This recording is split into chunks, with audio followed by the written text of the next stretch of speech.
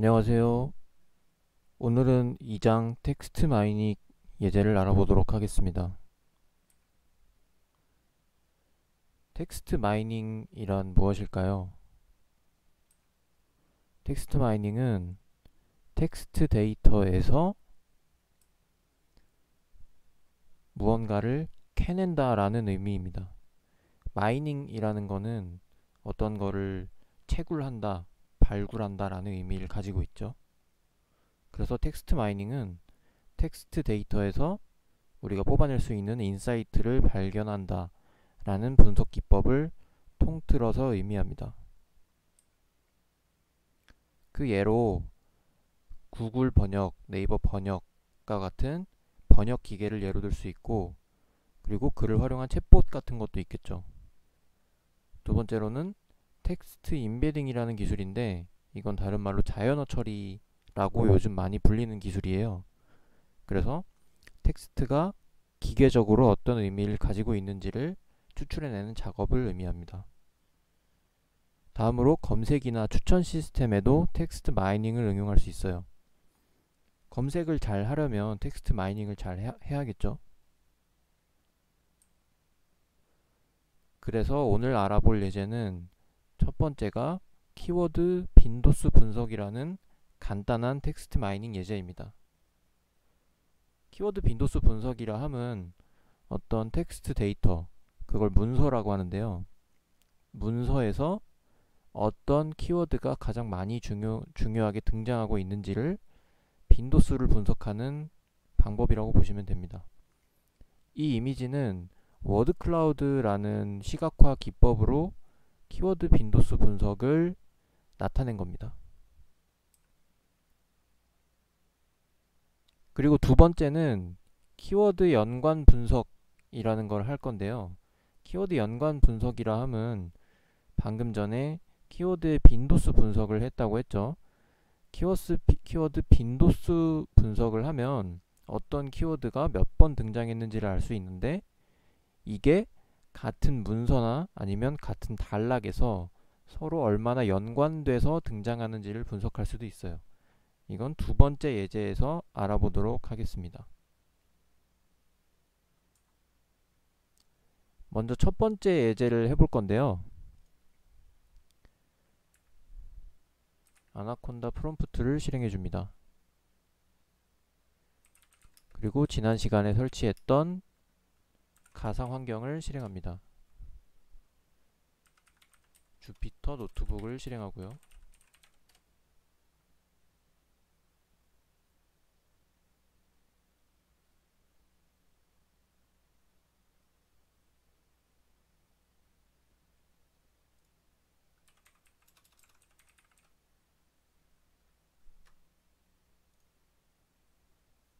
이렇게 로컬 호스트 이 주소에 접속하면 주피터 앱에 접속할 수 있습니다. 자, 지난 시간에 만들어 놨던 작업 폴더에 들어가서 챕터 2의 예제를 실행해 보도록 할게요. 자, 첫 번째 예제는 나무 위키라는 페이지에서 데이터를 크롤링을 해볼 거예요. 데이터 크롤링이 뭐냐면,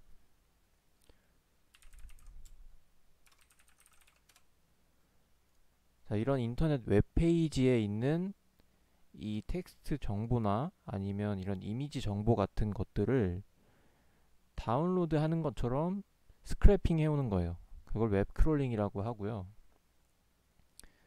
이번에는 미리 만들어둔 데이터셋이 아닌 직접 크롤링하는 데이터를 사용하도록 하겠습니다. 자, 그럼 어떤 데이터를 크롤링할 거냐면요. 나무 위키에 보면 최근 변경 내역이라는 페이지가 있어요.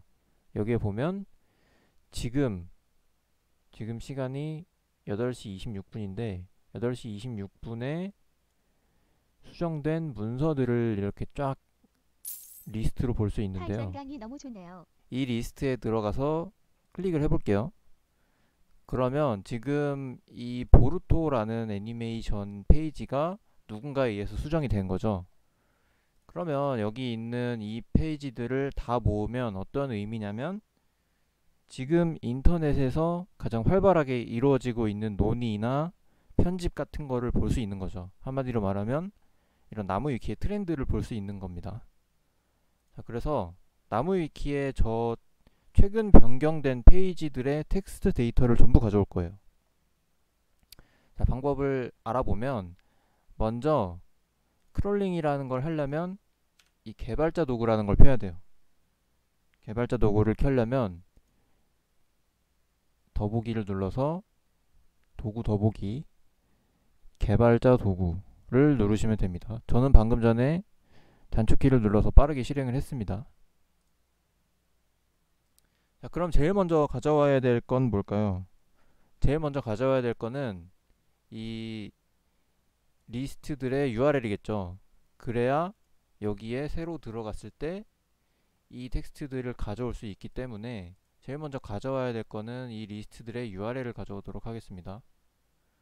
그래서 이 상단에 마우스 같이 생긴 이 버튼을 클릭하면 이렇게 이 페이지의 구조를 알 수 있어요. 그런 다음에 이 링크에 갖다 대고 클릭을 하면 자, 이런 식으로 HTML 구조의 코드를 볼 수 있는데 여기에서 href라는 게 바로 들어가 볼까요? 자, 요 페이지에서 접근할 수 있는 URL을 의미합니다. 코드로 보면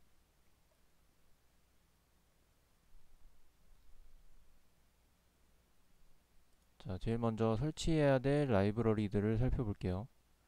제일 먼저 설치해야 될 라이브러리는 이 라이브러리들을 설치를 하셔야 됩니다.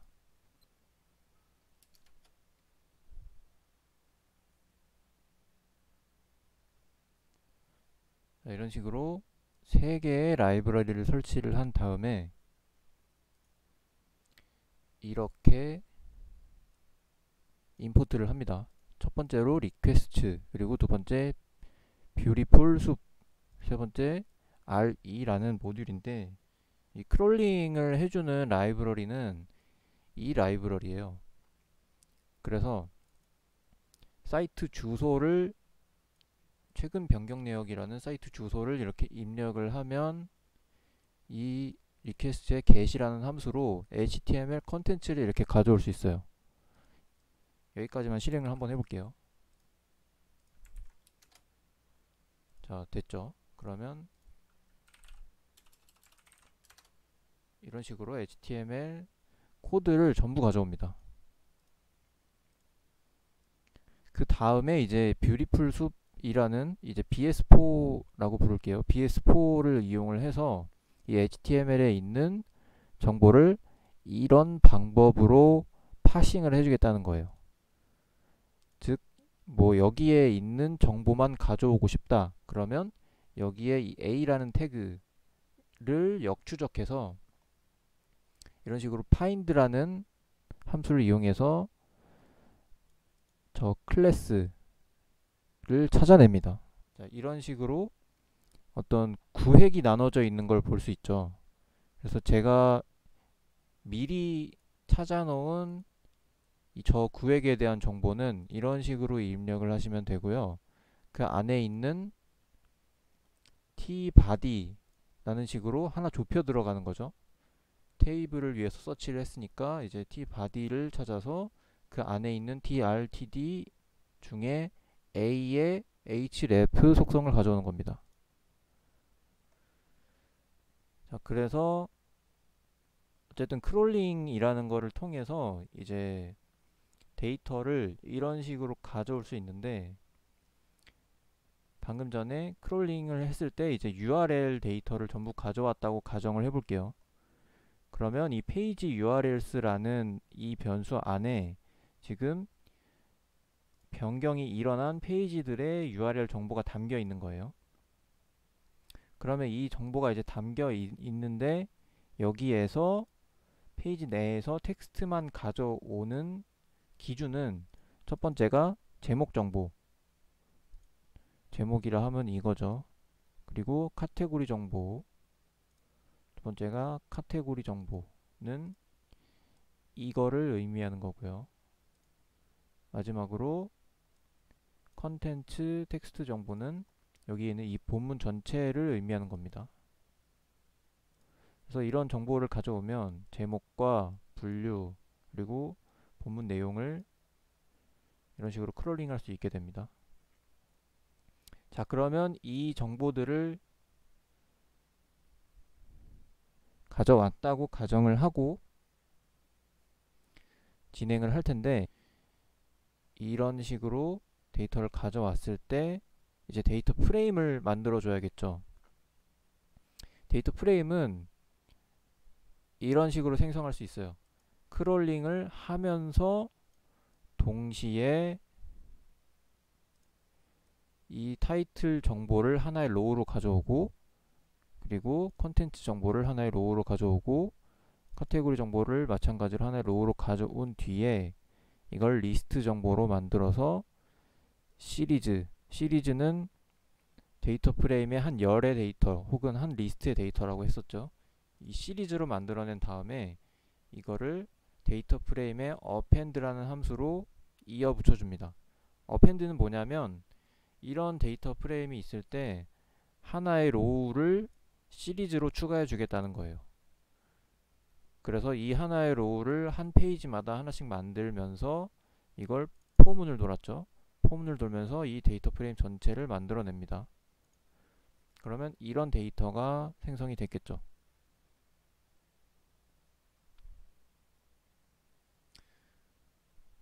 자, 이제 키워드를 추출하기 위한 과정을 거칠 건데요. 이런 식으로 데이터를 스크래핑을 완료를 했으면 이제 이걸 키워드 추출을 하기 위한 과정을 거쳐야겠죠. 첫 번째로 해줘야 되는 거는 텍스트 데이터를 전처리 해줘야 되는 거예요. 이 키워드 추출이라는 거는 좁은 의미에서는 명사 혹은 형태소 단위의 문자열을 추출하는 거고, 이를 수행하려면 일단 전처리한 다음에 말뭉치라는 걸 만들어야 돼요. 먼저 전처리 과정에서는 저는 이런 기준을 정의를 했어요. 한글 이외의 문자는 전부 제거한다. 왜냐하면 이 나무위키라는 문서 자체가 외국인들이 편집하거나 아니면 외국어가 쓰여 있는 문서들이 아니기 때문에 저는 간단하게 그냥 한글 이외에 뭐 특수 문자나 영어 같은 거를 전부 제거하도록 정규 표현식이라는 걸 적용을 했어요. 이건 어떤 식으로 적용하냐면 R이라는 모듈을 위해서 임포트를 했었죠. 이 R이라는 모듈에서 컴파일이라는 함수에 이런 식으로 정규 표현식, 여기에서 요거는 한글의 정규 표현식을 의미해요.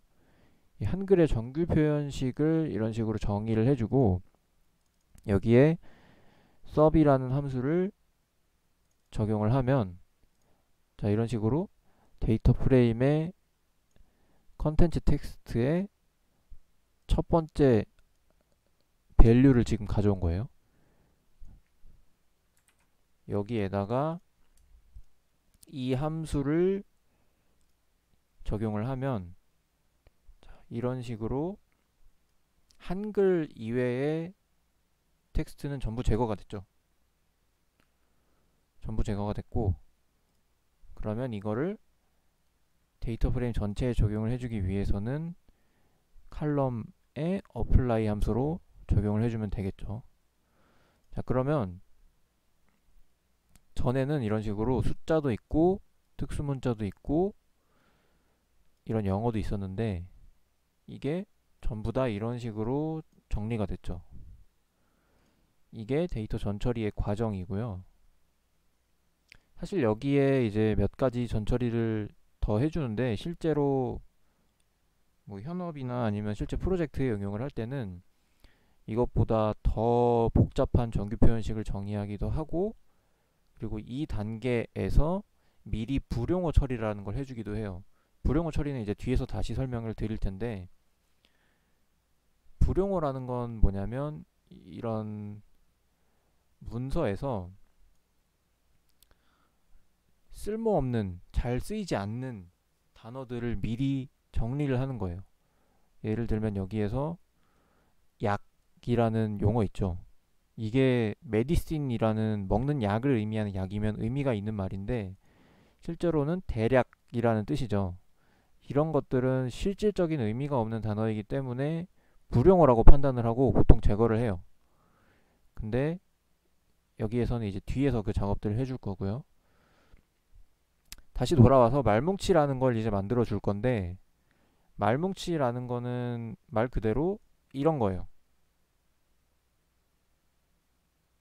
텍스트의 뭉텅이를 의미하는 거고, 말뭉치를 만들어 주기 위해서는 이 데이터 프레임의 타이틀이라는 칼럼, 그럼 리스트가 되겠죠. 시리즈 오브젝트 리스트가 되는데, 이걸 to list라는 걸로 모두 조인을 해줄 거예요. 이 조인이라는 게 뭐냐면,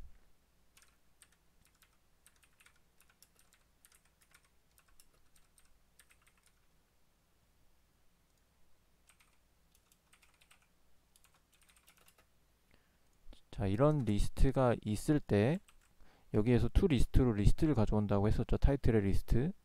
여기에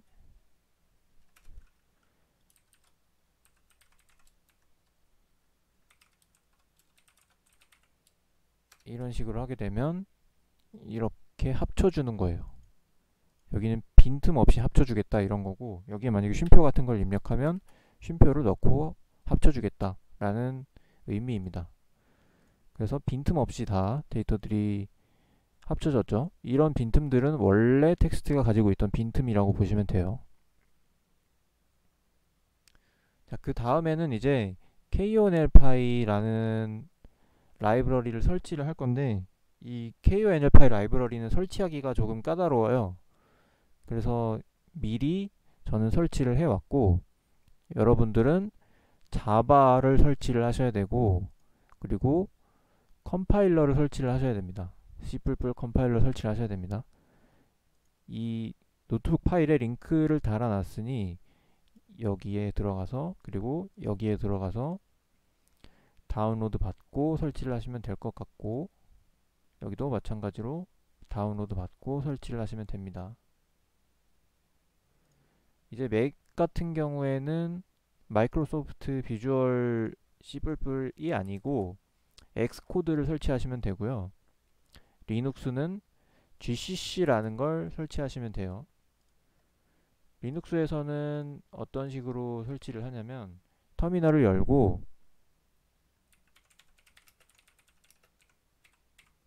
이런 식으로 입력을 해주시면 됩니다. 자, 그런 다음에 이 세 가지 라이브러리를 인스톨을 해야 돼요. konlpy, 그리고 jpipe1, jpipe-py3 이거를 설치를 해줘야 되고요. 그러면 이렇게 되겠죠.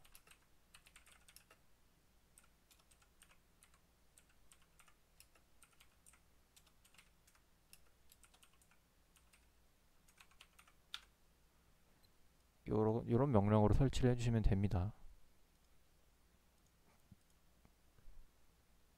자, 그러면 설치가 됐다는 가정하에 마저 진행을 하면, 이 konlpy에 okt라는 클래스가 있어요. 이 클래스는 형태소 분석기인데, 이 okt라는 클래스를 가져와서 이 오브젝트에 명사라는 함수를, 이 함수에 코퍼스를 넣어주게 되면 이 코퍼스에서 명사 단위의 키워드를 추출하고, 그리고 파이썬의 내장 함수 중에 카운터라는 함수를 사용을 하면 이런 식으로 이 찌르레기라는 명사는 16번 등장을 했고, 분류는 53번 등장을 했고, 이런 식으로 응용할 수 있습니다. 자, 조금 더 자세한 문법적인 사용이나 이런 것들을 공부하시고 싶으신 분들은 이 영상을 구경하시고 코드를 따로 실행해 보시는 걸 권장드립니다. 자, 지금까지 텍스트를 크롤링하고 크롤링한 데이터를 한글로 전처리한 다음에 말뭉치를 생성하고, 말뭉치에서 형태소를 뽑아냈죠. 그리고 형태소는 몇 번 등장했는지까지 카운트가 이미 되어 있는 상태죠. 자, 그러면 이제 여기에서 다시 한번 전처리를 해줘야 돼요. 어떤 전처리를 하냐면 한 글자로만 되어 있는 키워드를 제거할 거예요. 이게 사실 영어나 아니면 다른 언어의 텍스트 마이닝 같은 경우에는 한 글자 키워드를 적용하는 게 다 각각 기준이 다를 수 있는데, 한국어 같은 경우에는 이제 많은 경우에는 한 글자 키워드를 보통 제거를 하고요. 몇 가지 분야에서는 한 글자 키워드를 잘 제거하지는 않는데, 일단 저희의 예제에서는 한 글자 키워드를 제거하는 게 결과 분석에 조금 더 예쁘게 나오기 때문에 한 글자 키워드를 제거하고 진행을 할게요. 한 글자 키워드는 이런 식으로 제거할 수 있어요. 이 카운터라는 거에서 이거를 이제 각 라인을 저는 포문으로 반복문으로 실행을 할 거예요. 그러면 카운트에 있는 각 줄에서 각 줄의 길이가 1을 넘는 것만 다시 리턴을 하겠다. 그러면 여기에서 이제 한 글자로 되어 있는 키워드가 없죠. 전부 다 두 글자 이상의 키워드로 정리가 되어 있는 상태입니다. 자, 이제 다시 돌아와서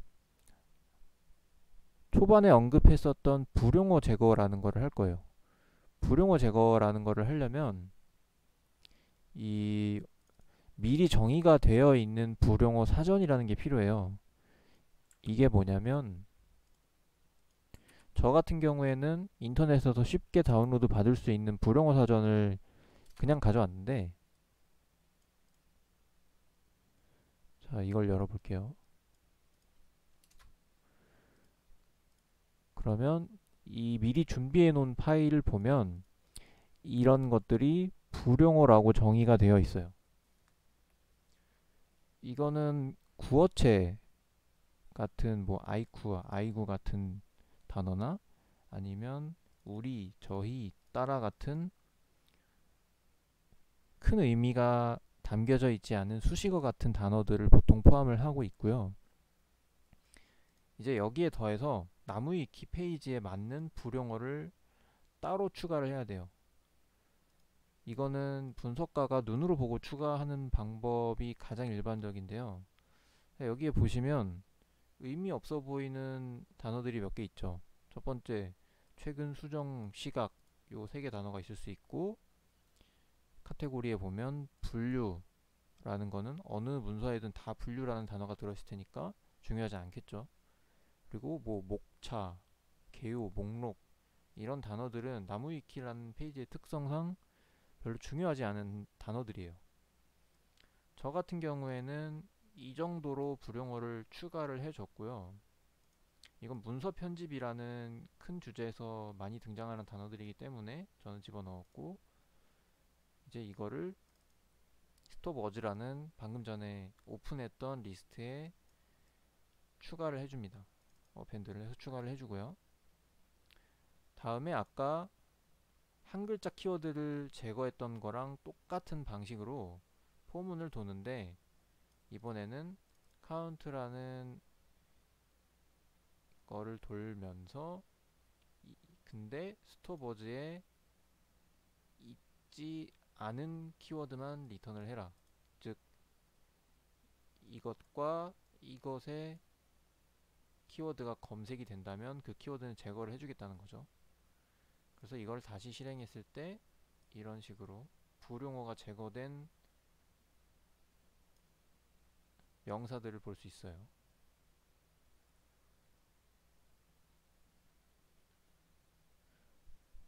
자, 이제 텍스트를 어느 정도 전처리를 하고 키워드를 뽑아냈죠. 그러면 이제 이 키워드를 시각화를 해봐야 돼요.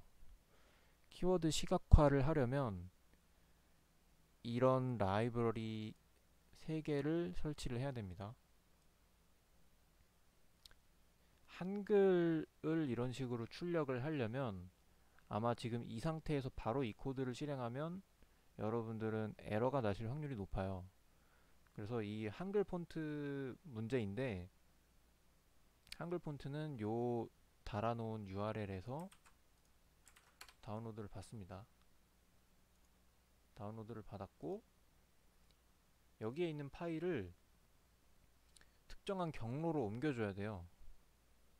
이런 식으로 경로를 찾아갈 수 있어요.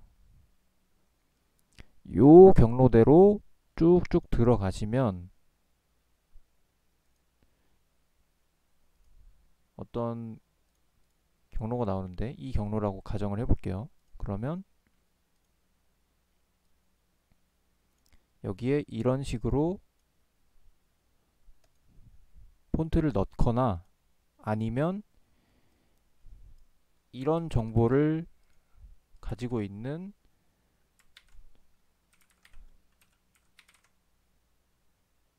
이라는 메모 파일을 제이슨 파일을 하나 만들어서 방금 전에 그 경로에 넣어주시면 아래에 있는 이 코드를 문제없이 실행을 하실 수 있습니다.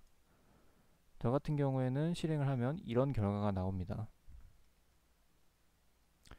자, 그러면 계속해서 설명을 드리면 가장 출현 빈도수가 높은 40개의 단어를 선정을 해야 돼요. 이 40개를 선정을 하는 이유는 이제 워드 클라우드 시각화라는 걸 하다 보면 단어가 막 원래는 몇백 개에서 몇천 개가 되겠죠. 근데 그거를 이 이미지 안에 좁은 이미지 안에 다 시각화를 하면 사실 보는 의미가 크게 없을 수 있어요. 그래서 상위 40개의 키워드만 이런 식으로 출력을 하는 겁니다. 그리고 이 함수들은 이제 파이태그 클라우드라는 이 워드 클라우드를 사용을 해주는 라이브러리의 디자인 관련 파라미터들이고요. 이 크리에이트 이미지는 현재 지금 이 실행되고 있는 이 주피터 노트북이 실행되고 있는 경로에 이런 식으로 이미지를 생성을 해주는 거예요. 이런 식으로 이미지를 생성을 해줍니다. 그리고 파이썬의 내장 함수 중에 이 이미지라는 클래스를 이용을 하면 이런 식으로 주피터에서도 출력을 할 수 있게 됩니다. 자, 여기까지 첫 번째 예제를 조금 빠르게 진행을 해봤는데 이제 이어서 두 번째 예제를 해보도록 하겠습니다.